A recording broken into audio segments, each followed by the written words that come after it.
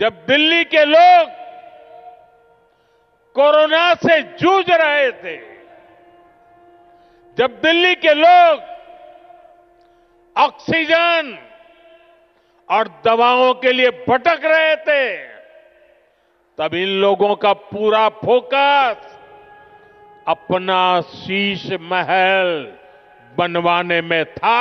देशेर राजधानी दिल्लीर विधानसभार भोटेर आपातत प्रधान इस्यू सोनार टॉयलेट। टॉयलेट सोने के हैं हमने तो देखे नहीं, हमने तो इस्तेमाल भी किए, मगर अगर हैं तो ढूंढा जाए, आपके साथ ढूंढा जाए, और अगर नहीं है तो उस सब को हम प्रधानमंत्री आवास में ढूंढे।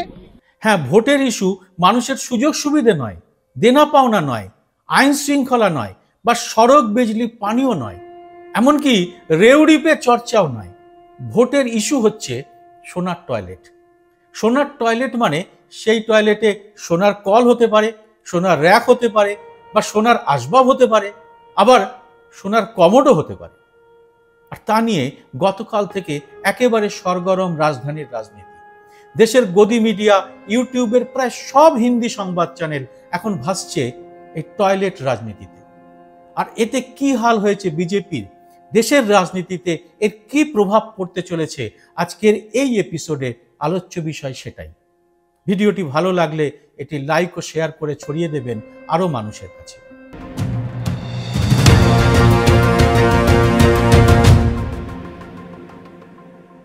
नमस्कार, सबाइके स्वागत। आमी सुब्रत बसु। आगामी 5 फेब्रुआरी देशेर राजधानी दिल्लीर विधानसभार भोट। এই ভোট देश विदेशेर संबाद माध्यमेर काछेও बड़ खबर। और এই ভোট নিয়ে प्रचंड सिरियास आमादेर प्रधानमंत्री नरेंद्र मोदी। दिल्ली विधानसभा एबार पेतेई हबे बीजेपीके। और ताई तिनि तार मतो करे अत्यंत सिरियास प्रचारे नेमे पड़ेछेन। एमनितेई सोनार दाम एखन भारते आकाश छुঁয়েছে। गतकाल 8 डिसेम्बर सोनार दाम 80,000 पार हो गेছে। डलारेर सापेक्षे टाकार दामও 85 टाका पार হয়ে এখন 86 টাকার কাছাকাছি। বিশেষজ্ঞরা বলছেন কদিনের মধ্যেই তা 90 এর দিকে ছুটবে, যা সর্বকালের রেকর্ড বলা যেতে পারে। মুম্বাইতে যেমন বম্বে স্টক এক্সচেঞ্জ, দিল্লিতে তেমন ন্যাশনাল স্টক এক্সচেঞ্জ, সেই শেয়ার বাজারেও গত কদিন তুমুল পতন হয়েছে। লক্ষ কোটি টাকার বিদেশি বিনিয়োগ দেশ থেকে তুলে নিচ্ছেন বিনিয়োগকারীরা। বিদেশি বিনিয়োগ এভাবে লাগাতার চলে যাওয়ায় উদ্বিগ্ন অর্থনীতির জ্ঞানগম্যী থাকা মানুষরা। কোন রাজ্যের বিধানসভা ভোটের সঙ্গে এর প্রত্যক্ষ সম্পর্ক নাই থাকতে পারে, কিন্তু পরোক্ষ সম্পর্ক তো থাকবেই। সোনার দাম, টাকার দামের উপর বাজারের ওঠানামা নির্ভর করে। ভারতের প্রধানমন্ত্রী হওয়ার পরে নরেন্দ্র মোদীর কোনো কথাবার্তায় কোনোদিনও এই বিষয়গুলি নিয়ে কোনো বক্তব্য থাকে না। আগে অবশ্য তিনি এসব নিয়ে গলা ফাটাতেন। এবারের লোকসভা ভোটে প্রধানমন্ত্রীর প্রচারের মূল বিষয় ছিল শ্রাবণ মাসে আমিষ খাওয়া, যাদের বেশি বাচ্চা হয়, বা মেয়েদের মঙ্গলসূত্র কিংবা গাই ভয়েস ছিনিয়ে নেওয়ার মতো কথাবার্তা। সুতরাং দিল্লির বিধানসভা ভোটে তিনি যে সিরিয়াস কোনো বিষয় তুলবেন না তা প্রায় জানাই ছিল। দিল্লির বিধানসভা ভোটে বিজেপি বা নরেন্দ্র মোদীর হাতে ঠিক সেরকম কোনো গরম ইস্যু নেই, এটা ঠিক। বাজার জমানোর জন্য একটা বিষয় তারা সযত্নে তৈরি করেছেন গত 2-1 বছর ধরে। সেটা হলো তথাকথিত শরাব ঘোটালা। মডেল লাইসেন্স নিয়ে আপ সরকারের তথাকথিত বেআইনি লাইসেন্স চক্র। এই মামলায় মোদী সরকার আপের 4 জন হেভিওয়েট নেতা মন্ত্রীকে জেলে পুরেছেন। মোদী ভেবেছিলেন এতেই কিস্তিমাত হবে, কিন্তু সরকারের তরফে ইডি বা সিবিআই কিছুই প্রমাণ করতে পারেনি। এখনো কোনো ইতিবাচক চার্জশিটও পেশ হয়নি। ধৃতরা প্রত্যেকেই জেল থেকে বেরিয়ে এসেছেন। অরবিন্দ কেজরিওয়াল, সঞ্জয় সিং, মনীষ সিসোদিয়া বা সত্যেন্দ্র জৈন। আপের এই 4 নেতাকে জেলে পুরলেও মোদী সরকার কেন কিছুই প্রমাণ করতে পারল না তা নিয়ে প্রশ্ন উঠে গেছে। যেমন প্রশ্ন উঠেছিল ঝাড়খণ্ডের মুখ্যমন্ত্রী হেমন্ত সোরেনকে গ্রেপ্তারের ঘটনা নিয়েও। সেখানেও একইভাবে সরকারের মুখ পুড়েছিল আদালতে। আর হেমন্ত সোরেনও ফের জিতে এসেছেন ভোটে। দিল্লির সমস্যা আরো ঘোরতর। অরুণ জেটলি এবং সুষমা স্বরাজের মৃত্যুর পরে দিল্লিতে বিজেপির কোনো বড় মাপের নেতাই নেই। যারা আছেন তারা অরবিন্দ কেজরিওয়ালের মতো মাপের নেতার কাছে কার্যত বামন।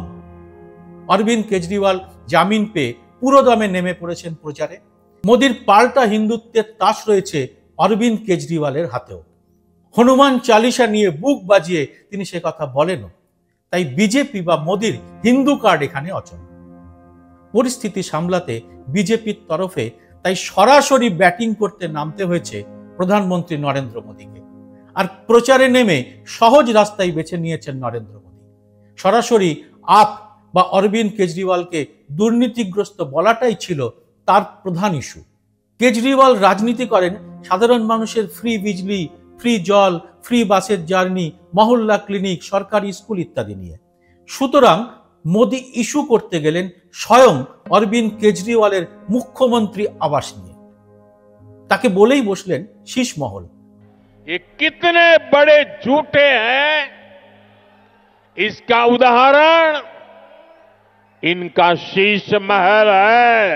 सीएजी रिपोर्ट के आधार पर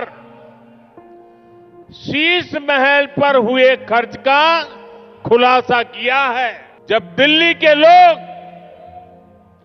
कोरोना से जूझ रहे थे,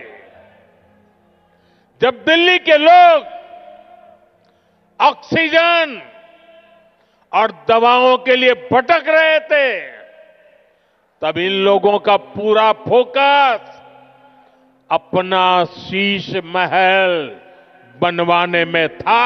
আর সেখানে রয়েছে নানা রকম বিলাস বেসন যা কেনা হয়েছে করদাতাদের টাকায়। দিল্লিতে বা বিভিন্ন রাজ্যে মুখ্যমন্ত্রীর আলাদা আবাস হয়, আলাদা থাকার জায়গা, আলাদা বাংলো বরাদ্দ হয় তাদের জন্য। এর সংস্কারের খরচ সরকারের। পশ্চিমবঙ্গে আমরা ঠিক এই বিষয়টা দেখতে পাই না, কারণ এ রাজ্যে যারা মুখ্যমন্ত্রী হয়েছেন বা বর্তমান মুখ্যমন্ত্রী মমতা বন্দ্যোপাধ্যায় প্রায় প্রত্যেকেই থাকেন তাদের নিজস্ব বাড়িতে, এবং সে বাড়িও খুব একটা দেখনদারির নয়। কালীঘাটে আমাদের মুখ্যমন্ত্রী মমতা বন্দ্যোপাধ্যায়ের বাড়িতে প্রাক্তন প্রধানমন্ত্রী অটল বিহারী বাজপেয়ী থেকে সাধারণ অন্য যে কোনো নেতা যখন এসছেন, তার বাড়ির সাধারণ চেহারা দেখে অবাকই হয়েছেন। বুদ্ধদেব ভট্টাচার্যের ছোট্ট সরকারি ফ্ল্যাটই তার জীবনযাত্রাকে আলাদা মাত্রা দিয়েছিল। সবাই জানতেন তিনি অতি সাধারণ মধ্যবিত্তের মতোই জীবন কাটাতে ভালোবাসেন। জ্যোতিবাবু প্রথমে থাকতেন হিন্দুস্তান পার্কের পুরনো পৈতৃক বাড়িতে, তবে সেই বাড়িতে লিফট না থাকায় শারীরিক কারণে তাকে শেষের দিকে সরকারি ইন্দিরা আবাসে থাকতে হয়েছিল। কিন্তু সেটাকেও মুখ্যমন্ত্রী আবাস বলে চিহ্নিত করা হয়নি। সেখানে উল্লেখযোগ্য তেমন কোনো বিলাসিতার ব্যবস্থাও ছিল না। বিধান রায়, সিদ্ধার্থ শঙ্কর রায়েরাও নিজেদের বাড়িতেই থাকতেন। তবে সিদ্ধার্থ শঙ্কর রায়ের আমলে রাইটার্সে তার অফিসে একটি বাথরুম সংস্কার করিয়েছিলেন তিনি লাখ টাকা খরচ করে। তা নিয়ে বেশ কিছুদিন কাগজে লেখালেখিও হয়েছিল। অন্য অনেক রাজ্যের মতো দিল্লিতে রয়েছে মুখ্যমন্ত্রীর নিজস্ব আবাস। সেই আবাসে বা বাংলোয় আলাদা করে অরবিন্দ কেজরিওয়াল বেশ কিছু খরচ করেছিলেন। আপ্রকাশ্যে তা মেনেও নিয়েছে। তাদের মতে এই খরচের প্রয়োজন ছিল। দিল্লির বর্তমান মুখ্যমন্ত্রী আতিশি অবশ্য সেখানে থাকেন না। ভোটের প্রচারের শুরুতেই নরেন্দ্র মোদীর এরকম আলগা বল আপ হয়তো ততটা প্রত্যাশা করেনি। তাই এরকম লোপ্পা বল পেতেই তারা ছক্কা মেরে বসল। আর তাতেই কুপোকাত বিজেপি এখন পরিস্থিতি সামলাতে হিমশিম খাচ্ছে। কি করলো আম আদমি পার্টি? আপ নেতা সঞ্জয় সিং বিষয়টিকে লুফে নিয়ে সাংবাদিক সম্মেলনে চ্যালেঞ্জ করলেন মোদী এবং বিজেপিকে। দেশের তাবড় মিডিয়াকে নিয়ে তারা দিল্লির মুখ্যমন্ত্রীর আবাস ঘুরে দেখাতে চাইলেন। সোনার টয়লেট, মিনি বার, সুইমিং পুল এসবের কোনো অস্তিত্বই নেই। আর গতকাল মিডিয়া বা সাধারণ মানুষকে নিয়ে আপ নেতা সঞ্জয় সিং, সৌরভ ভরদ্বাজরা পৌঁছে গেলেন মুখ্যমন্ত্রীর আবাসের সামনে। दिल्ली के मुख्यमंत्री का आवास, जिसके बारे में भारतीय जनता पार्टी पूरे देश में झूठ प्रचारित कर रही है, और मैं उसको भारतीय जनता पार्टी नहीं कहता, भारतीय झूठा पार्टी कहता हूं। इसीलिए कहता हूं कि इनका काम दिन रात झूठ फैलाने का है। तो पूरे देश में झूठ फैलाया गया। अरे मुख्यमंत्री के आवास में तो सोने की टॉयलेट बनी हुई है, मुख्यमंत्री के आवास में स्विमिंग पूल बना हुआ है, मुख्यमंत्री के आवास में मिनी बार है। तो आज आप लोगों के साथ चलेंगे और खोजेंगे कि वो स्विमिंग पूल कहां है, मिनी बार कहां है, कहां पर है सोने का टॉयलेट, पूरे देश को पता चलना चाहिए। भारतीय जनता पार्टी, भारतीय झूठा पार्टी का झूठ पूरे देश के सामने उजागर होना चाहिए, इसलिए आप लोगों के साथ अभी वहां पे चलेंगे। আর এর সঙ্গেই ছুড়লেন আরেকটা ব্রহ্মাস্ত্র মোদির দিকে, সেটার কথায় পরে আসছি। মনমোহন সিং সরকারের বিরুদ্ধে কাঁধে কাঁধ মিলিয়ে একদা লড়াই করেছিলেন নরেন্দ্র মোদী এবং অরবিন্দ কেজরিওয়াল। দুজনেই দুজনের ভাষা ভালোই বোঝেন। মোদিও বুঝে গেলেন তিনি ভুল চাল খেলে ফেলেছেন। তাই দিল্লির মুখ্যমন্ত্রীর আবাসে আপ সমর্থক এবং নেতারা মিডিয়াদের নিয়ে পৌঁছানোর আগেই সেখানে পৌঁছে গেল দিল্লি পুলিশের বিরাট দল। তারা মিডিয়া এবং আপ নেতাদের ঢুকতেই দিল না সেখানে। কেন? সাধারণ মানুষ কি সোনার টয়লেটের শীষমহল এসব দেখলে মোদিকে সত্যবাদী বলে বিশ্বাস করে ফেলতেন? অমিত শাহের হাতে থাকা দিল্লি পুলিশের কত বড় স্পর্ধা ভাবুন তো। কিন্তু অরাজনৈতিক এই বিষয়টিকে সরাসরি রাজনীতির ময়দানের ট্রাম্প কার্ডের মতো ফেলে দিলেন অরবিন্দ কেজরিওয়াল ও আপের থিঙ্ক ট্যাঙ্ক। তারা পাল্টা যে ব্রহ্মাস্ত্রটা ছুড়লেন তা সামলাতে এখন হিমশিম খেতে হচ্ছে মোদির দলকে। আপ অভিযোগ তুলল প্রধানমন্ত্রী নরেন্দ্র মোদীর আবাসে কি কি আছে সেটাও মিডিয়াকে নিয়ে গিয়ে দেখাতে হবে, তাহলেই কে জনগণের করের টাকায় মাত্রা ছাড়া বিলাসিতা করছেন তা দুধ কা দুধ পানি কা পানি হয়ে যাবে। আর এই দুই সরকারি আবাসই এখন হয়ে উঠতে চলেছে দিল্লি বিধানসভা ভোটের সবচেয়ে বড় ইস্যু। কেজরিওয়াল, সঞ্জয় সিংরা জানেন এতে একই সঙ্গে ধরা পড়ে যাবে প্রধানমন্ত্রী নরেন্দ্র মোদীর মিথ্যে কথন এবং তার নিজস্ব বিলাস ব্যসন। তাই এটাই তারা গোটা ভোট পর্বে প্রচারে আনবে, এটা নিয়ে কোনো সংশয় নেই। আর তাই মোদীর সরকারি বাংলোর একটি হিসাবও সামনে এনেছে তারা। সঞ্জয় সিং সাংবাদিক বৈঠকে দাবি করেছেন মোদীর বাংলোর জন্য খরচ হয়েছে 2700 কোটি টাকা। আর ওই বাংলোয় ঠিক কত জোড়া জুতো, কত হাজার কোটি টাকা স্যুট বা ঘর সাজানোর কার্পেট রয়েছে তা মিডিয়াকে देखाते হবে। देश के प्रधानमंत्री जिन्होंने बड़े बड़े फैशन डिजाइनर्स को फेल कर दिया है, उनका राजमहल देखने भी चलेंगे।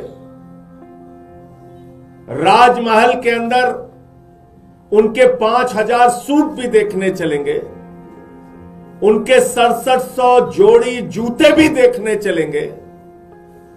200 करोड़ का झूमर जो लगा हुआ है जिसमें हीरे जड़े हुए हैं, वो झूमर भी देखने चलेंगे। और सोने के धागों से जो बढ़िया डिजाइन करके 300 करोड़ की कालीन बनाई गई है, उसको भी देखने चलेंगे। 10-10 लाख रुपए की पेन का इस्तेमाल हमारे प्रधानमंत्री जी करते हैं, देश के राजा करते हैं, वो भी देखने चलेंगे पेन। और आप जानते हैं कि राजा राजमहल में रहने वाले नरेंद्र मोदी जी 8400 करोड़ के जहाज से चलते हैं, 2700 करोड़ के घर में रहते हैं, 12-12 करोड़ की 6 गाड़ियां उनके काफिले में चलती हैं। तो वो भी देखने चलेंगे, आज आप लोगों के साथ चलेंगे। এমনিতেই প্রধানমন্ত্রী হিসেবে নরেন্দ্র মোদীর সিকিউরিটির পেছনে প্রতিদিন খরচ হয় 1.5 কোটি টাকারও বেশি। এর সঙ্গে তার বহুমূল্য 2 লাখি চশমা, 5 লাখি পেন, 10 লাখি স্যুট ও বিভিন্ন সময় বিভিন্ন জায়গায় বিভিন্ন রাজ্যে নানা ধরনের পোশাক, ক্যামেরার সামনে সাজানো গোছানো কয়েক হাজার লক্ষ ছবি। মোদি সমুদ্রে গেলে ডুবুরির পোশাক পরে ছবি তোলেন, ফৌজে গেলে ফৌজির পোশাক পরে ছবি তোলেন, সব রাখা থাকে তার বাংলায়। পশ্চিমবঙ্গে ভোটের আগে দাড়ি রেখে চেহারায় রবীন্দ্রনাথের কাছাকাছি পৌঁছতে চেয়েছিলেন মোদি। এসব অনেক দিনই আলোচনার বিষয়, কিন্তু কখনো তা এভাবে ভোটের বিষয় হয়ে ওঠেনি। নরেন্দ্র মোদীর এই নিজস্ব বিলাসিতার দুর্বল জায়গাটি এবার ধরে নিয়েছেন অরবিন্দ কেজরিওয়াল, সঞ্জয় সিংরা। তারা মুখ্যমন্ত্রী আবাস বনাম প্রধানমন্ত্রী আবাসের লড়াই নিয়ে ফেলেছেন দিল্লির সাধারণ মানুষের কাছে। সাধারণভাবে দিল্লির নিম্নবিত্ত মধ্যবিত্ত মানুষরাই আপের ভোট ব্যাংক। সেখানে বিজেপি তথা নরেন্দ্র মোদীর বিলাসিতার গল্প অনেকটা মুম্বাইয়ের ফিল্ম ইন্ডাস্ট্রির বড় বড় তারকাদের বিলাসিতার গল্পর মতোই জমে যাবে, তেমনটাই আশা করছে আপ। আর এই চালে ঘায়েল হয়ে আপাতত মুখে কুলু পেটে বসেছে বিজেপি এবং নরেন্দ্র মোদী।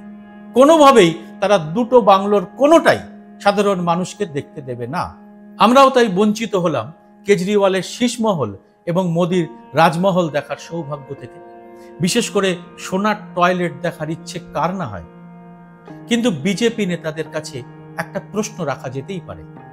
আমাদের দেশে 28টি রাজ্য ও 8টি কেন্দ্রশাসিত অঞ্চলের প্রায় 68টি জেলায় গড়ে প্রতিটিতে 10 বছরে কোটি কোটি টাকার অফিস বানিয়েছে বিজেপি দল। এক একটি অফিস তাক লাগানো ভাবে তৈরি করা হয়েছে। তাতে কত কোটি টাকা খরচ হয়েছে জানান বিজেপি নেতারা? এই টাকার উৎস কি নির্বাচনী বন্ড না অন্য কিছু?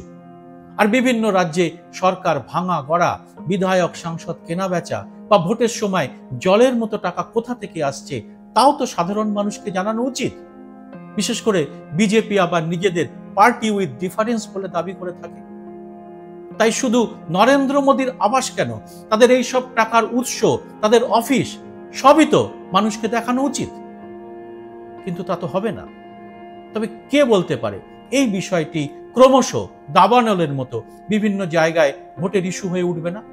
মহারাষ্ট্রের একটি গ্রামের মানুষ ভোটের ফল প্রকাশের পরে নিজেদের খরচে মক পোলিং করতে চেয়ে নির্বাচন কমিশন এবং বিজেপিকে একটা শিক্ষা দিয়ে দিয়েছিল। পুলিশ পাঠিয়ে কারফিউ জারি করে ওই মক পোলিং হতে দেওয়া হয়নি। ফলে কি প্রমাণ হয়ে যেত তা অবশ্য জনগণ বুঝে ফেলেছেন। এখন বিভিন্ন রাজ্যের বিভিন্ন জেলায় বিজেপির অফিসগুলি নিয়ে যদি সাধারণভাবে প্রশ্ন তোলা শুরু হয়, তবে গদি মিডিয়া চেপে গেলেও ভোটের সময় এটি একটা ইস্যু হয়ে উঠতে বাধ্য। দেশ জুড়ে তাই এখন প্রশ্ন উঠছে, অরবিন্দ কেজরিওয়াল বা আপ যদি সোনার কমর জনগণকে দেখানোর চ্যালেঞ্জ নিতে পারেন, তাহলে আমাদের ফকির বাবা সেই চ্যালেঞ্জ নিতে পারছেন না কেন? তাহলে কি আপের তোলা অভিযোগই ঠিক? আমাদের প্রধানমন্ত্রী কি ব্রুনেইয়ের সুলতানের মতোই বিলাসী জীবনযাপন করে চলেছেন আমাদের করের টাকাতেই? এর উত্তর দিতে হবে বিজেপি নেতাদের। এই ব্যাপারে আপনারা কি মনে করছেন? আপনাদের মনের কথা জানান কমেন্ট বক্সে। আর স্বাধীন এই সাংবাদিকতার পাশে থাকতে চ্যানেলটিকে সাবস্ক্রাইব করে নোটিফিকেশন বেলটি অবশ্যই চালু করে রাখুন। জয় হিন্দ, সত্যমেব জয়তে।